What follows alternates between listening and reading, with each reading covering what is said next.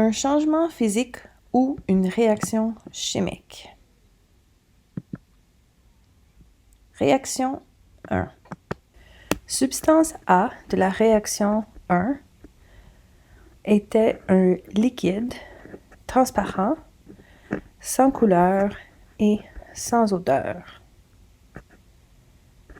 Substance B de réaction A était un liquide transparent, bleu, comme on peut voir ici dans la pipette.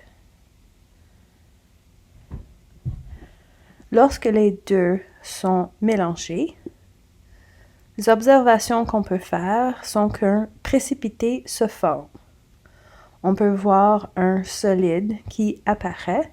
Le solide est bleu et opaque et il reste quand même un liquide transparent sur le verre de montre. Réaction 1. Substance A était l'hydroxyde de sodium en solution.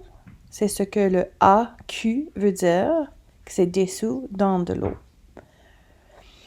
Était ajouté à substance B, le sulfate de cuivre 2, également dissous en solution, pour produire l'hydroxyde de cuivre 2. Ici, on peut voir que c'est devenu un solide, donc ça, c'était notre précipité. Et il restait toujours un liquide, le sulfate de sodium. Ceci est une réaction chimique. Réaction 2. Expérience numéro 2. On avait dans le premier bécher, substance A, un liquide transparent, sans odeur, et substance B peut être décrit comme étant un solide blanc sous forme de grains et qui forme des cristaux.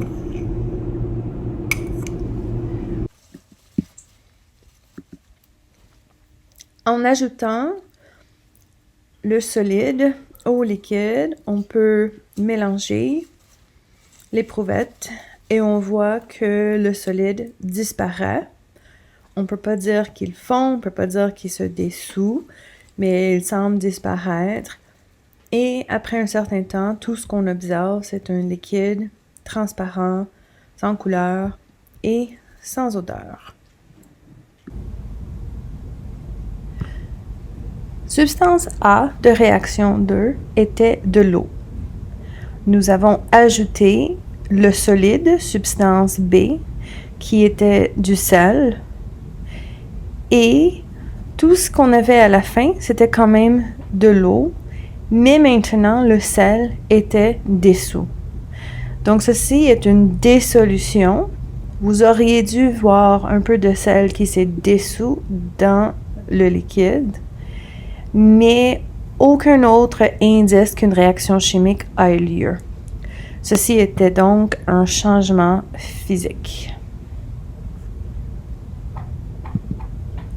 Réaction 3. Substance A est décrit comme un liquide transparent, sans couleur et sans odeur. Substance B de la troisième réaction est un solide qui reflète la lumière, qui est la couleur de l'argent, on peut dire qu'il est gris, et il est mou. On peut facilement le déformer. Lorsqu'on le place dans le liquide, la réaction a lieu dans l'éprouvette, on peut voir que des bulles se forment. Lorsqu'on voit la production de bulles, on sait qu'un gaz est produit. Dans cette réaction, nous avons également pris la température, idéalement avant et après, et vous auriez dû noter qu'une augmentation de environ 8 degrés Celsius s'est produite. Deux bons indices qu'une réaction chimique a eu lieu.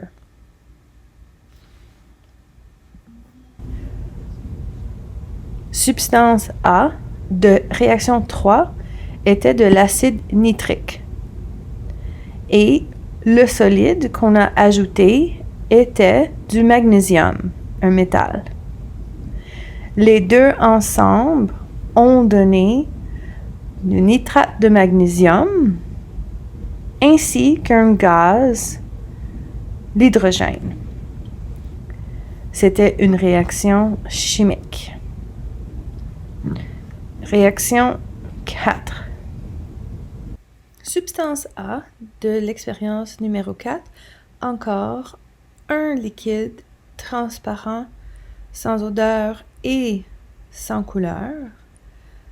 Nous avons également pris la température de la substance et son point de départ était environ 20 degrés Celsius. Substance B était un solide gris avec une forme irrégulière qui reflète la lumière, un solide dur. En ajoutant le solide à notre liquide, nous pouvons voir que des bulles se forment. Encore, ceci est un signe qu'un gaz est en train de se produire. On peut voir que le mélange devient un peu plus translucide au cours de la réaction. Et un changement de température de quelques degrés est observé. Substance A de réaction 4 était de l'acide chlorhydrique en solution. Et le solide que nous avons observé était du zinc. Lorsque les deux étaient mélangés ensemble, l'hydrogène, le gaz qu'on a vu se former, c'est le gaz qui s'est formé. Et en solution, il nous restait du chlorure de zinc. Donc, on peut voir qu'une réaction chimique a eu lieu.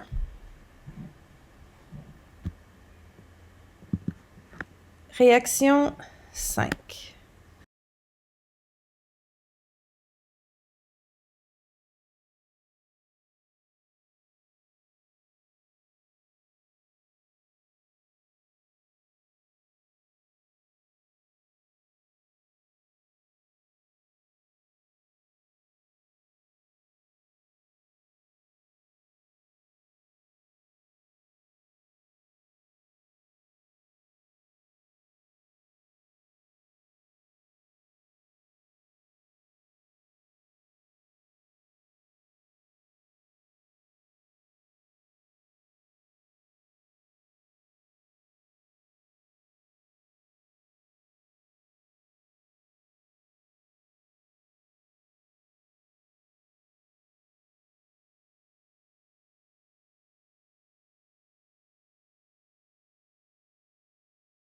Substance A de réaction 5 était de l'acide chlorhydrique.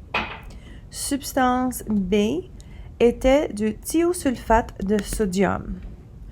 Lorsque les deux se sont mélangés, le solide qui est apparu était du soufre. Et c'est ceci qui a donné l'odeur d'œuf pourri, ainsi que le dioxyde de soufre et le chlorure de sodium dissous dans de l'eau. Chlorure de sodium qui est du sel. Ceci était donc une réaction chimique. Réaction 6. Dans le bécher, on voit substance A, un liquide transparent, sans couleur et sans odeur.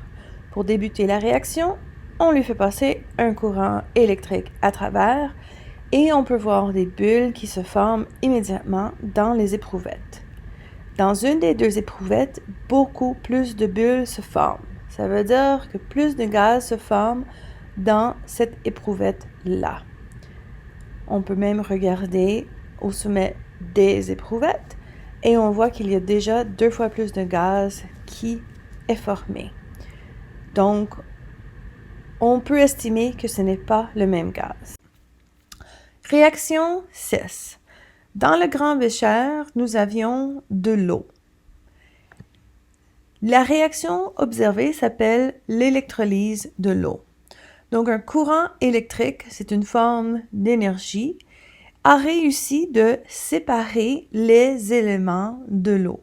Dans une éprouvette, le gaz, l'hydrogène, s'est formé et dans la deuxième éprouvette, le gaz oxygène s'est formé. Le gaz qui était présent en plus grande quantité, le plus grand volume, était l'hydrogène. Puis on peut voir ici que pour chaque 2 molécules d'eau, 2 molécules d'hydrogène se forment et seulement une molécule d'oxygène est formée. Ça explique pourquoi une des éprouvettes avait 2 fois plus de gaz à l'intérieur que l'autre. Ceci est la décomposition de l'eau et c'est une réaction chimique. Réaction 7. Substance A de réaction 7 est un liquide transparent, sans couleur et sans odeur. Substance B est également un liquide transparent, sans couleur et sans odeur. Lorsque les deux sont mélangés ensemble, nous voyons immédiatement que le mélange devient jaune, opaque et ceci signifie qu'un solide se forme. Substance A de réaction 7 était l'iodure de potassium en solution et substance B était le nitrate de plomb 2. Le précipité qui s'est formé, donc le solide qu'on a vu parce que c'est devenu opaque et jaune, c'était l'iodure de plomb 2. Et l'autre composé était le nitrate de potassium, ce qui était resté à l'état liquide. Donc, c'était une réaction chimique. Réaction 8.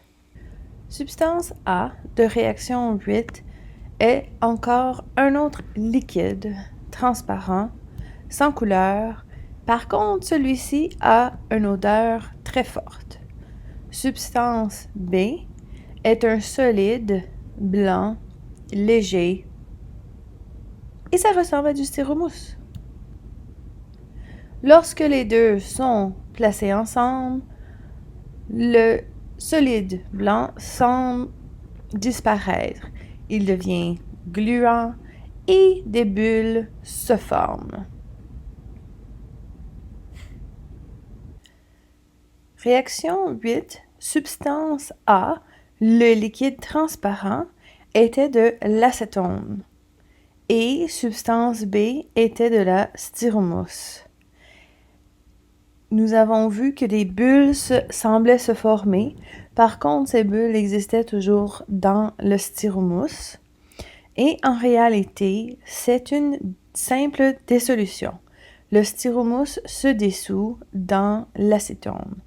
Donc, pour cette raison, ça reste tout simplement un changement physique. Réaction 9.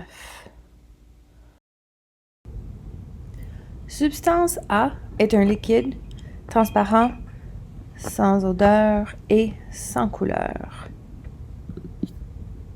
En mélangeant, on peut voir que des bulles se forment et lorsqu'on l'ouvre, on peut voir et entendre la pression qui est relâchée. On entend ce son-là et on voit les bulles qui remontent à la surface. Réaction 9. Nous avions une bouteille d'eau avec du dioxyde de carbone dissous dedans. Lorsque le couvercle est enlevé, la pression diminue et le dioxyde de carbone qui était dissous dans l'eau peut maintenant sortir et aller dans l'air. Donc, rien de nouveau est formé et pour cette raison, c'est un changement physique. Le but de faire de ces 9 expériences était de voir que finalement, c'est pas toujours facile de déterminer si un changement physique ou une réaction chimique a eu lieu. Remarquez aussi que plusieurs substances sont liquides, transparentes, sans couleur et sans odeur, mais elles sont très différentes. Elles peuvent être toxiques et dangereuses et corrosives. Faut pas penser que c'est toujours de l'eau. Voyez-vous la différence entre une observation et une inférence? Et finalement, êtes-vous capable de nommer 5 indices de réaction chimique?